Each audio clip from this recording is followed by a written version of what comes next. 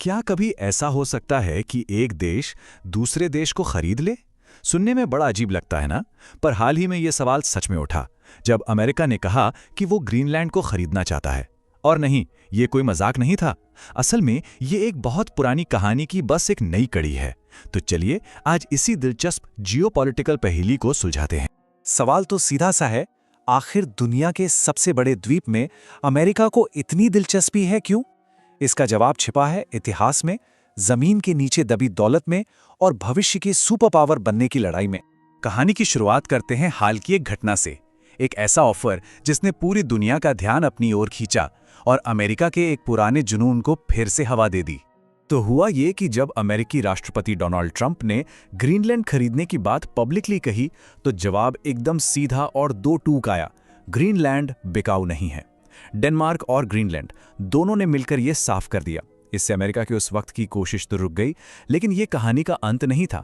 यह तो बस एक नया मोड़ था। देखिए, ये कहानी ट्रंप से शुरू नहीं होती, इसकी जड़ें तो 200 साल से भी ज्यादा पुरानी है। एक वक्त था जब नेपोलियन के युद्ध खत्म हुए थे और उसी दौरान एक बड़ी चालाकी से की गई संधि ने ग्रीनलैंड का भविष्य हमेशा के लिए तय कर दिया था। साल था 1814।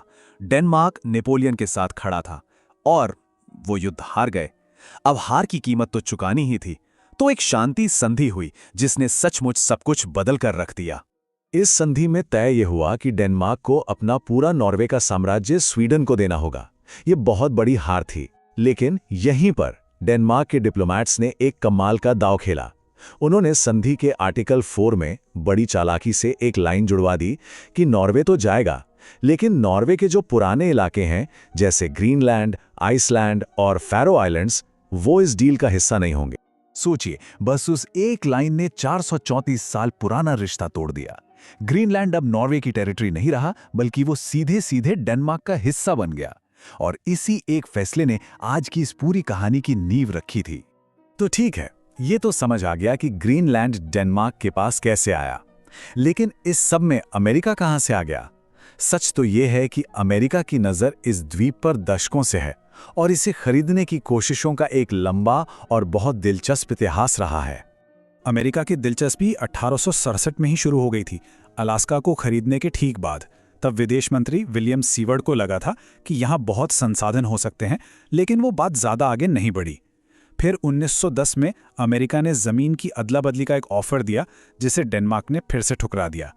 लेकिन सबसे बड़ी और सबसे सीरियस कोशिश हुई दूसरे विश्व युद्ध के बाद, जब दुनिया को ग्रीनलैंड की असली स्ट्रेटेजिक वैल्यू समझ में आई।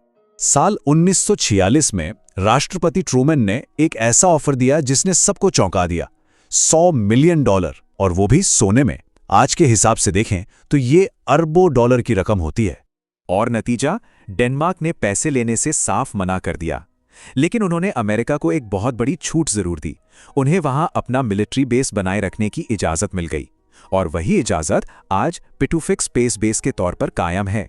तो चलिए अब घूमकर वापस आज के दौर में आते हैं और अपने सबसे बड़े सवाल का जवाब ढूंढते हैं कि आखिर 21वीं सदी में ग्रीनलैंड इतना ज्यादा कीमती क्यों हो गया है। देखिए, आज ग्रीनलैंड की कीमत की 4 बड़ी वजह हैं। पहली, इसकी लोकेशन। ये आर्कटिक और अटलांटिक के बीच एक गेटवे की तरह है।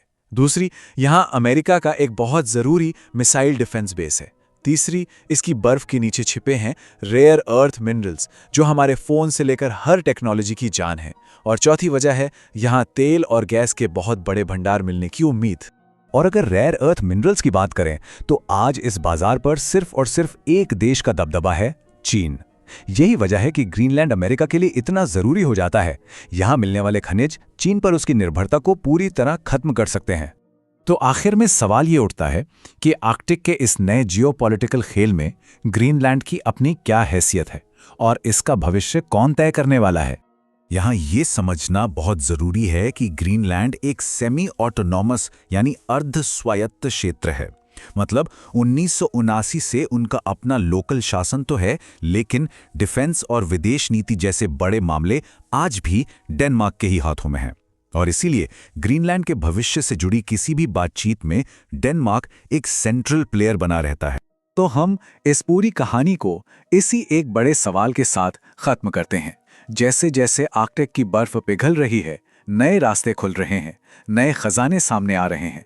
इस नई दुनिया पर किसका कंट्रोल होगा? ग्रीनलैंड को खरीदने की ये कहानी सिर्फ एक जमीन का सौदा नहीं है। ये असल में भविष्य की सुपर पावर बनने की एक बड़ी लड़ाई है।